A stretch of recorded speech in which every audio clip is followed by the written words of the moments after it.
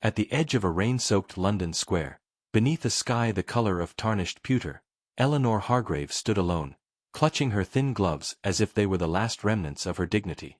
The charity gathering had become a spectacle of whispering parasols and sidelong glances, each one cutting her with the precision of a blade. Though she tried to hold her posture with the quiet grace her governess once praised, she could not unhear the murmured commentary drifting around her like an unwelcome fog. Her family's financial decline had become an open secret, and society, ever hungry for a fall, had seized upon it with ruthless appetite. She felt each remark as a small blow, yet she refused to bow her head, for pride was the final shield she possessed. It was in that moment of humiliation that Alexander Hawthorne, Duke of Meerdin, observed her for the first time with true attention.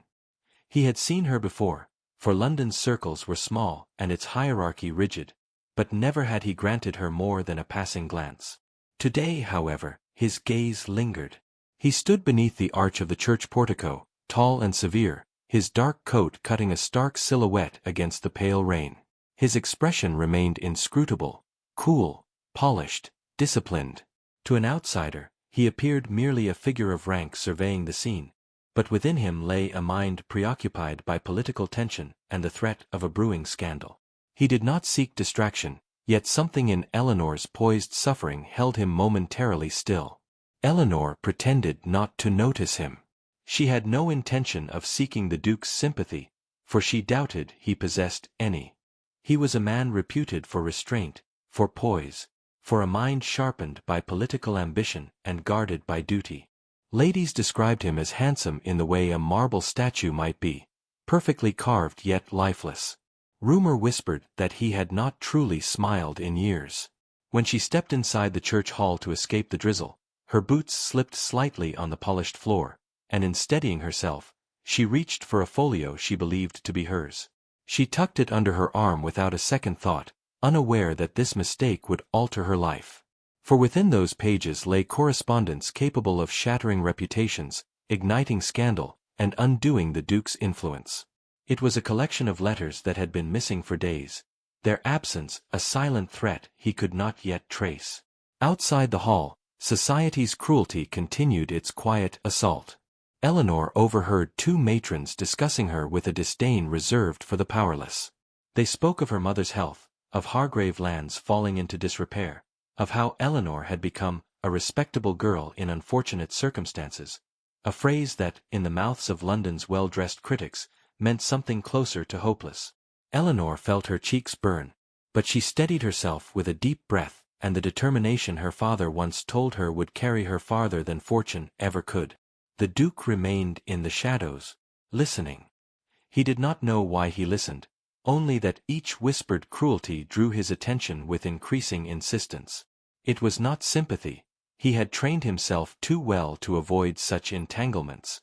Rather, it was calculation. Information was the currency he dealt in, and every slight directed at Miss Hargrave revealed something of society's shifting currents. He sensed vulnerability, the kind that could be exploited by enemies eager to damage him. A young woman with no financial protection and a reputation already fraying at the edges was precisely the sort of pawn clever rivals might use. Hours later, at a musicale hosted in a modest drawing-room, the evening's polished civility fractured into something sharper. Eleanor entered late, hoping to slip quietly into the back row, but as she approached her assigned chair, she found it removed, taken by some thoughtless servant, or, more likely, by those who wished to remind her of her declining position. A ripple of amusement passed through the audience. She stood frozen, exposed, with no graceful escape. And it was then that the Duke stepped forward. He crossed the room with a calm, deliberate stride, his boots silencing the laughter before his voice ever could. He stopped before her, his expression cool as winter stone, though his eyes carried a sharpness that made even the boldest whisperer fall silent. "Miss Hargrave," he said, his voice low and measured. "A word, if you please." Eleanor looked up at him, startled, uncertain whether this summons promised reprieve or ruin. He offered no reassurance, only a steady gaze that held the weight of consequences she could not yet fathom. Yet in his eyes, there was something else as well, an intensity that suggested her life had crossed an invisible threshold. She followed him from the room, leaving behind a sea of curious faces. The whispers resumed immediately, softer now, tinged with something new, speculation. For society understood that when a powerful man summoned a powerless woman, the world shifted. Reputations could be made or destroyed in such moments. Eleanor felt the walls closing in with each step she took. At the threshold of the antechamber, she hesitated. The Duke turned to her, watching her with that same unreadable expression, and for an instant she sensed the faint stirring of danger. Not the danger of violence, but the insidious danger of becoming entangled in a world she had never chosen. A world in which a misplaced folio, a whispered rumor, or a single misstep could end everything she tried to protect. In the quiet that followed, Eleanor felt the first tremor of uncertainty ripple through her resolve. Whatever awaited her beyond that doorway would not merely shape her evening. The Duke's presence behind her was a force she could not ignore, and she sensed that stepping forward meant surrendering the life she once knew. Everything was changing already. In the small antechamber lit by wavering candlelight, Eleanor faced the Duke of Meerdin with a steadiness she did not feel. The walls seemed to press inward, as if the very room understood the gravity of what was about to unfold. Alexander Hawthorne stood with his back straight and his expression carved from frost. Yet there was a faint tension at the corner of his jaw that betrayed a mind racing far faster than he allowed himself to show. Eleanor held the folio to her chest, unaware of its explosive significance, though she sensed from his rigid posture that she had stumbled into something far larger than either of them was prepared to name. When he addressed her, his voice had the low resonance of a man accustomed to authority, but beneath it lay the strain of one who had been forced into a corner. He questioned her about the letters with an icy formality, each word sculpted to conceal unease. She insisted she had not read them, and though her sincerity rang clear, doubt flickered in his eyes. He was a man who trusted little, and feared hidden motives more than open hostility. Her presence with those documents had tightened a noose already circling his political life. The whispers outside grew louder, the murmurs of a society eager to interpret anything ambiguous as scandal. Eleanor felt her pulse quicken. She had never been alone with a man of his rank. She knew what conclusions people would draw. The Duke understood it too. With doors closed and gossip eager for fuel, their innocent conversation had become a weapon waiting for a wielder. He stepped closer, not in intimacy but in urgency. He outlined the danger with the precision of a surgeon describing an inevitable amputation. The letters she held were proof of an attempt to undermine his influence in Parliament, and their disappearance had already stirred unrest among his opponents. If the wrong people believed she had taken them intentionally, the consequences would be catastrophic. Already, several guests had noticed their departure from the room. Already, rumors had begun to knit themselves into something damning. Eleanor swallowed her fear, determined not to appear weak before a man so accustomed to dominance. She explained again that the folio resembled her own, that she had acted without intent, but the Duke's expression hardened. Good intentions were insufficient armor against a society skilled in twisting innocence into scandal. His voice lowered, acquiring a decisive edge that chilled her. He had considered every possible outcome, and none allowed for leniency. Shadows from the candles wavered across his face, giving him the look of a commander forced to sacrifice what he wished to protect. Finally, with a breath that carried the weight of inevitability, he delivered the words that would define both their futures. He told her she must marry him, not for affection or companionship, but because the alternative would ruin her reputation beyond repair and leave him vulnerable to an attack that could shatter his position. His tone held no warmth, no plea, only an unyielding command that sounded more like a decree than a proposal. Eleanor felt the air leave her lungs. Marriage had never been beyond her dreams, but she had imagined it chosen freely, grounded in shared affection, not demanded in a dim antechamber by a man who barely knew her name. Her mind reeled at the cruelty of fate. She stood on the precipice of disaster. If she refused, society would assume guilt. If she accepted, she bound herself to a man who offered neither comfort nor tenderness. She thought of her father, his weary eyes and thinning patience. She imagined her mother, fragile and hopeful, believing her daughter still had a chance at happiness. The Duke waited without compassion, as though expecting her to grasp the logic and dismiss the emotion. Yet she felt her entire world shifting under the weight of his words. Realizing she had no path that preserved her dignity except the one he offered, she accepted with a quiet resolve, her voice trembling yet unmistakably firm. By the next morning, the marriage was arranged with ruthless efficiency. London awoke to the news with astonishment threaded through its gossip. Eleanor entered Mearden House with apprehension shadowing her steps. The mansion was vast, silent, and severe, reflecting its master in every polished banister and perfectly aligned portrait. The staff bowed respectfully, yet she sensed their measured curiosity, wondering what manner of woman had secured the Duke's hand so abruptly. Her first days there unfolded like stepping into a life built for someone else. Rooms were immaculate but cold. The marital suite was divided into 2 chambers separated by a door that remained closed. Eleanor tried not to dwell on the emptiness that greeted her at every turn. She attempted to learn the rhythms of the household, dedicating her mornings to speaking with the housekeeper and her afternoons to studying the estate accounts the Duke had sent.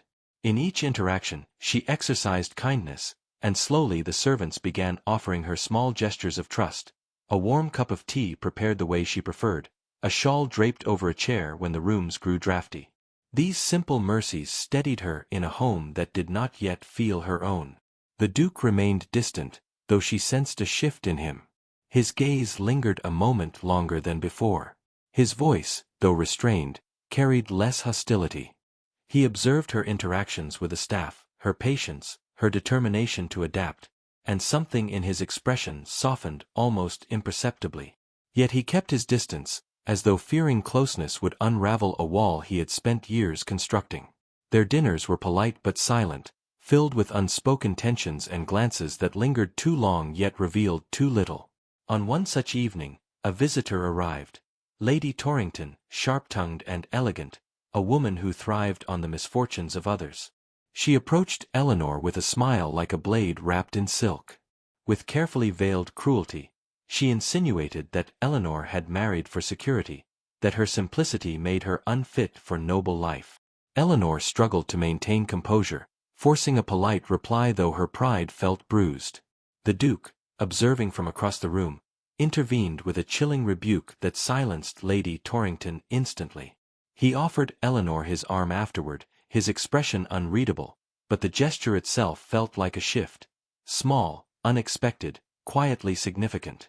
Later that night, Eleanor retreated to her chamber and found a cruel newspaper column questioning her motives and speculating about her supposed schemes.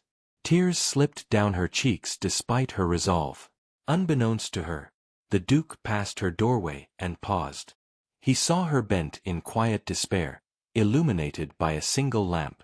For a moment, he nearly crossed the threshold, nearly offered the comfort he had denied himself for so long. His hand hovered toward her, fingers trembling with conflict he did not understand. But restraint reclaimed him, and he withdrew silently, unaware that this hesitation marked the first fracture in the armor he thought eternal. The night closed around them both, full of things neither dared yet to name. The winter sun slanted through the tall windows of Mearden House, casting long, pale rectangles of light across the polished floors. Eleanor moved quietly through the halls, her skirts swishing softly, absorbing the rhythms of a household that had become both unfamiliar and strangely comforting. She had begun to understand the pulse of the estate, the quiet routines of the servants, the subtle shifts in the Duke's mood, the way a simple gesture could ripple through the lives of those under their roof. With each day, she became more adept at navigating the delicate hierarchy of staff and tenants, earning their loyalty not through command but through thoughtful attention, small kindnesses, and a patience that seemed limitless. Her hands, once trembling with the weight of social humiliation, now moved with purpose, arranging letters, checking ledgers, and ensuring that each corner of the estate reflected order and care. And yet, amid these routines, there lingered a tension, a quiet hum of expectation whenever Alexander entered the room. He observed her with a caution born of both curiosity and reluctance, and though his expressions remained composed, the smallest details betrayed him. A hand that lingered over a teacup longer than necessary, eyes that followed her movements with careful calculation, a voice that softened ever so slightly in private moments. The letters that had first bound them together continued to hover at the edges of their lives. One morning, a messenger delivered a note with a seal from a rival lord who had discovered their existence and was eager to manipulate it for his own gain. The correspondence threatened to frame Eleanor as complicit in political espionage, and once again society's insatiable appetite for scandal gnawed at her resolve. She retreated to the greenhouse, a place filled with the muted scent of winter roses and the fragile beauty of dying petals, seeking refuge from judgment and fear. The Duke found her there, leaning over a marble fountain, hands resting on the edge as though the weight of the world pressed upon her shoulders. He entered without ceremony, the doors closing softly behind him, leaving them in a quiet cocoon of winter light. For the first time, he spoke not as a master or a strategist, but as a man who had been humbled by the gravity of feeling. "Eleanor," he began, voice low and unguarded, "these accusations, they are nothing. You are nothing to blame for. Yet I fear that our enemies would see your innocence turned against you." She looked up, startled by the softness in his tone, by the vulnerability that flickered beneath the stoic surface she had spent months studying and avoiding. He moved closer, but not in command, rather in a tentative approach, as if afraid to shatter the fragile trust forming between them. "I must speak plainly," he continued. "When I demanded your hand, it was not in hope or desire, but in necessity. I sought to protect both you and myself, yet in doing so, I have realized a truth I cannot deny.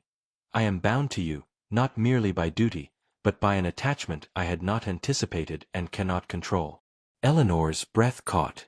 She had long suspected that behind the Duke's stoic exterior lay more than cold calculation, but to hear the admission, spoken in the hushed intimacy of the greenhouse, sent a tremor through her resolve. She felt the weight of the past months, the silent meals, the cautious glances, the small acts of observation that had carried more meaning than any words, and understood that their lives had shifted irreversibly, even if neither had spoken it aloud until now. The scandal outside continued to hum, a persistent threat that neither could fully ignore. Alexander knew that clearing their names required a public gesture, a risk that might endanger his carefully cultivated reputation. He prepared for the confrontation with methodical precision, each word and movement rehearsed in his mind as if every syllable were a weapon. Eleanor accompanied him, not as a passive figure but as an ally whose dignity and intelligence lent strength to their shared cause. The reception hall was adorned with the grandeur of crystal chandeliers, polished marble, and the polite throng of London society. When the rival lord attempted to present the letters as evidence of Eleanor's supposed betrayal, Alexander stepped forward with a controlled ferocity that left the room breathless. His voice, usually tempered by political restraint, rang with an authority that brooked no opposition. "These letters are mine," he declared, "and any claim to the contrary is a fabrication intended to malign an innocent woman. Miss Hargrave has acted with nothing but integrity." Murmurs cascaded through the audience, some in shock, others in grudging respect. He looked at Eleanor, and in that single glance, she saw the depth of his care, the acknowledgment of her courage, and a vulnerability she had not anticipated. The following days passed in a series of quiet reconciliations. Alexander remained attentive, though never intrusive, giving Eleanor space to assert her place in both the household and in their delicate partnership. She learned the intricacies of estate management, offering insights that he had long overlooked, and he, in turn, began to reveal glimpses of the man beneath the Duke, the boy who had once believed in honor, the young man who had loved and lost, and the adult who had finally allowed himself to hope again. Their shared experiences deepened into a bond that was unspoken but palpable, measured in the ease of conversation, the subtle gestures of attention, and the small, intimate silences that spoke volumes. Each evening, by the glow of the fire in the drawing-room, they found themselves sitting closer, their hands brushing occasionally, lingering long enough to remind each other that warmth could exist even within restraint. One evening, as the first snow began to dust the grounds in soft white, Alexander led Eleanor to the library, the scent of old books mingling with the crisp air seeping through the tall windows. He knelt, not in the formal posture of a proposal, but in a position of complete vulnerability. "Eleanor," he said, his voice trembling, "I once demanded your hand out of necessity, yet I find myself incapable of living without your heart. I offer you all that I am, unshielded, and ask only that you trust me in return. Not as your duke, but as the man who loves you, who has been undone by your presence in ways I cannot name. Eleanor, tears spilling freely, felt the years of fear, humiliation, and restraint dissolve. She stepped forward, taking his hand, and in that gesture, they acknowledged a truth that had been forming quietly. That love, once restrained by necessity and society, could bloom in even the most improbable of places. In the weeks that followed, their partnership transformed into a marriage not of convenience but of mutual devotion. The estate flourished under their combined guidance, tenants and staff alike drawn to the rare harmony between strength and kindness. Society, initially skeptical, could not ignore the quiet dignity with which they moved together, the visible evidence of a bond forged in trials and tempered by understanding. Evening carriage rides became moments of laughter, discussions over letters and accounts evolved into shared dreams, and the once frigid halls of Meerdin House glowed with warmth born of two hearts aligned. In the soft flicker of candlelight, amidst the gentle murmur of a household at peace, Eleanor and Alexander found a profound contentment. He had once demanded her hand as a safeguard, but in the end, it was her love he had sought with the desperation of a man who finally recognized the true measure of his life. Their world, once ruled by duty and fear, had become a realm where affection, trust, and quiet courage reigned, and the echoes of scandal faded into distant memory, powerless against the enduring strength of their union.